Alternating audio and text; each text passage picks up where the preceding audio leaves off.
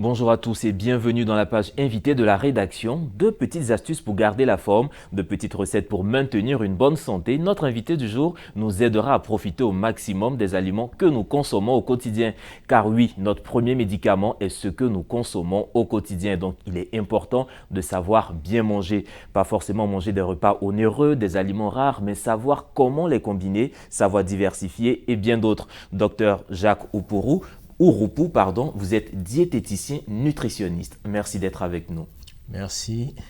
Alors, c'est un constat que je fais plus particulièrement en Afrique subsaharienne. On constate ces dernières années beaucoup de cas de victimes d'hypertension, de diabète, d'accidents vasculaires cérébraux. Est-ce qu'on peut faire un lien avec les nouvelles habitudes de consommation des populations? Je crois que le constat est réel parce que la prévalence des maladies cardiovasculaires et métaboliques, ça va à une vitesse exponentielle effectivement parce que aujourd'hui, on a un peu changé notre habitude alimentaire, notre style de vie. C'est pourquoi ces maladies-là, on les appelle les maladies de la civilisation. C'est-à-dire que on pense tellement être civilisé que nous mangeons comme nous voulons sans toutefois respecter les signaux que le corps envoie, sans toutefois on essaie de s'occidentaliser tout en n'ayant pas des repères sur le plan de l'alimentation africaine. Et c'est les conséquences aujourd'hui.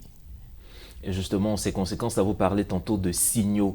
Déjà, quels sont les signaux qu'on peut avoir quand on se... Lorsqu'on n'écoute pas son corps, lorsqu'on n'arrive pas à satisfaire les besoins alimentaires, le corps va envoyer des signaux.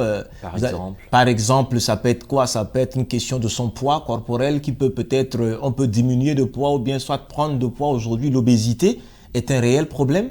Ou bien soit aujourd'hui, nous avons par exemple une obésité qu'on appelle une obésité androïde, c'est-à-dire qu'une graisse prédominante au niveau de l'abdomen, c'est aussi un problème. Aujourd'hui, il y a par exemple un problème des céphalées intenses, des maux de tête.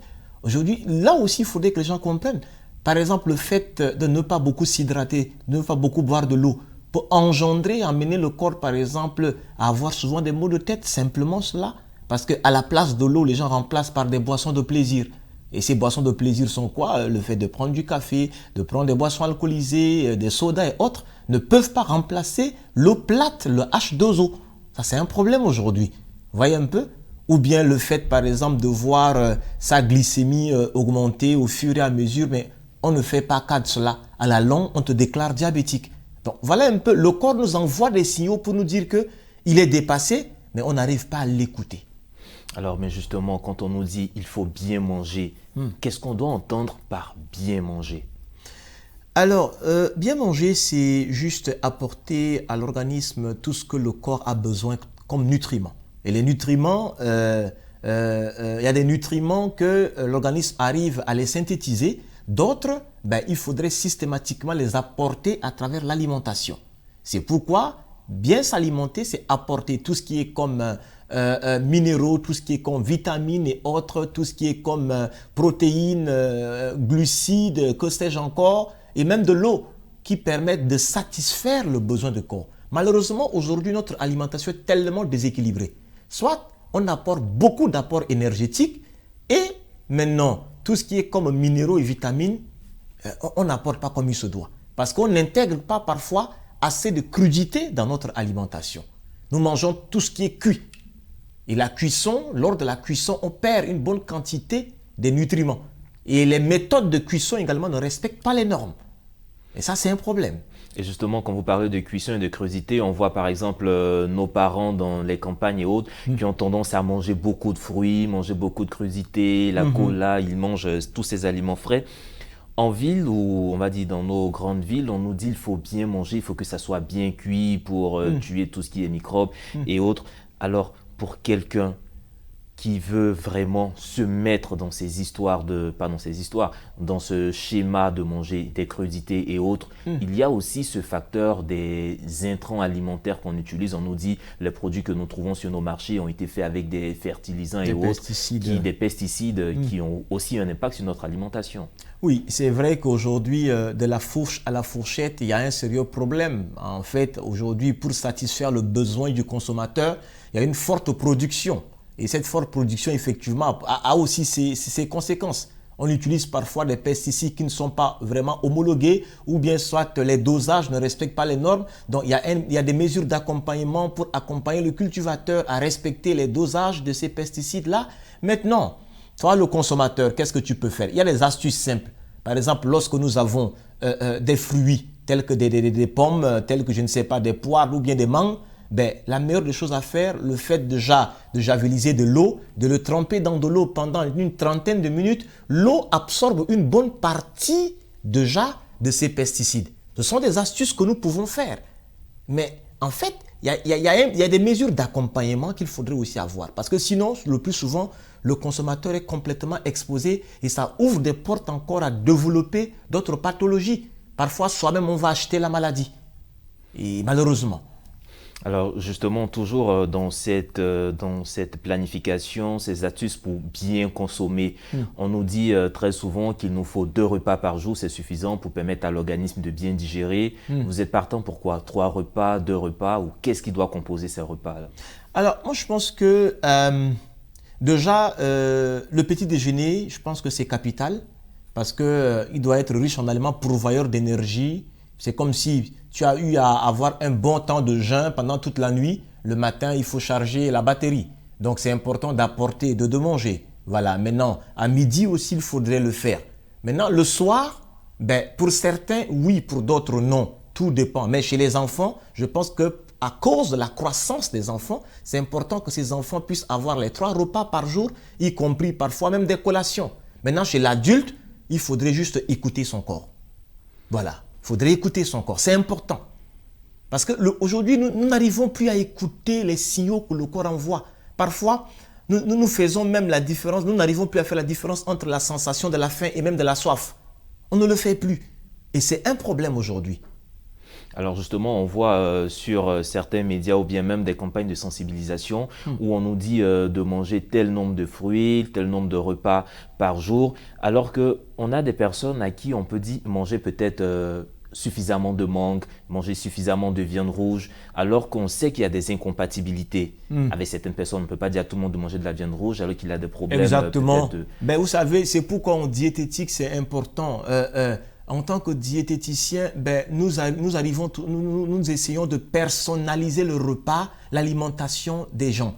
En fait, il faudrait tenir compte de son arrière-base en fait culturelle. Il faudrait tenir compte également de sa situation sociale et puis l'impact sur le plan professionnel. C'est tout cela qui nous permet maintenant, et son état général, ça nous permet maintenant de personnaliser son menu. On ne doit pas imposer un repas. L'alimentation est un acte volontaire et c'est un acte de plaisir. Donc, il faudrait tenir compte de tout cela pour accompagner et orienter la personne par rapport à son alimentation. Aujourd'hui, beaucoup de gens, par exemple, lorsqu'ils suivent un régime alimentaire, à peine une semaine, ils abandonnent. Pourquoi? Parce que le plus souvent, on les impose. On ne les accompagne pas. Et souvent, on leur dit, ne mange plus ça. C'est une quantité, en fait, énormissime d'interdits. Sans toutefois tenir compte également de ses ressentis, de ses envies. Et c'est ce qui fait que le plus souvent, on n'arrive pas à les aider comme il se doit. Donc finalement, chacun a ses spécificités, chacun a ses besoins alimentaires tout particuliers. Et il y a aussi cette petite question, il paraît qu'il y a des différences d'alimentation en fonction des groupes sanguins. Oui. De nos jours, je pense que il y a effectivement, quand quelqu'un, par exemple, du groupe O, ben vous allez voir que ces personnes, le plus souvent, sont accros à tout ce qui est charcuterie, tout ce qui est viande. Alors que ceux qui sont du groupe A, ils sont beaucoup plus vers le végétal. Vous voyez? Donc, en fait, au fur et à mesure, on se rend compte que c'est comme s'il y a un lien entre notre groupe sanguin et notre choix alimentaire. Donc, c'est vrai qu'il y a certaines pathologies où, effectivement, lorsqu'on enlève cet aliment-là où il ne devrait pas manger, ben, ça arrive à résoudre. Mais il ne faudrait pas aussi généraliser systématiquement. C'est cas par cas. Voilà. Alors, cas par cas, je rappelle que vous êtes diététicien et nutritionniste. Alors, vous, quels sont, on va dire, vos conseils en 30 secondes pour vraiment permettre, de petites astuces pour permettre à tout un chacun de bénéficier de ces aliments simples qu'ils ont au quotidien? Alors, moi, je pense que ce qu'il faudrait, c'est que le matin, il faudrait s'hydrater. Très important d'apporter de l'eau à l'organisme le matin. Alors, quand vous dites s'hydrater, quelle quantité d'eau, par exemple, le matin? Alors, je peux prendre 1 à 2 verres d'eau. Il y a des gens... Oui, à jeun. Il y a des gens qui peuvent même aller jusqu'à 1 litre d'eau. Pourquoi pas? Comme je l'ai dit, tout dépend de comment ton corps s'habitue à l'eau. C'est cela. Voilà. Il n'y a pas une quantité obligatoire à tout le monde. Mais le matin, il faudrait s'hydrater. C'est très important. Ça prépare le corps à ce que tu manges la journée. Tu oxygènes tout le corps. C'est très important cela. Maintenant, on peut apporter, ça peut être un apport énergétique pour moi, pas forcément du pain, parce qu'on essaie de faire comme si le petit déjeuner, c'est forcément du pain. Ça peut être des tarots, ça peut être des patates. Pourquoi pas? C'est énergétique pour moi en Afrique. Voilà, pourquoi pas? Le déjeuner, ça peut être une sauce avec un apport énergétique qui peut pas forcément être du riz, mais ça peut être du kabato, ça peut être, je ne sais pas, couscous de maïs, ou bien pourquoi pas? En fait, pour moi, je pense que manger, c'est avoir des bonnes informations nutritionnelles et faire des bons choix, ça contribue à la santé. Mais parfois, on n'a pas de bonnes informations nutritionnelles. Les bonnes informations nutritionnelles et les bons choix. Merci encore, Dr Jacques Ouroupou. Je rappelle que vous êtes diététicien nutritionniste et vous partagez avec nous votre vision sur les bonnes pratiques pour avoir les bonnes pratiques alimentaires pour acquérir une bonne santé. Mesdames et messieurs, vous pourrez retrouver cet entretien sur notre site www.mediantv.com et c'est ici que se referme cette page de l'invité. Agréable suite au programme sur nos antennes.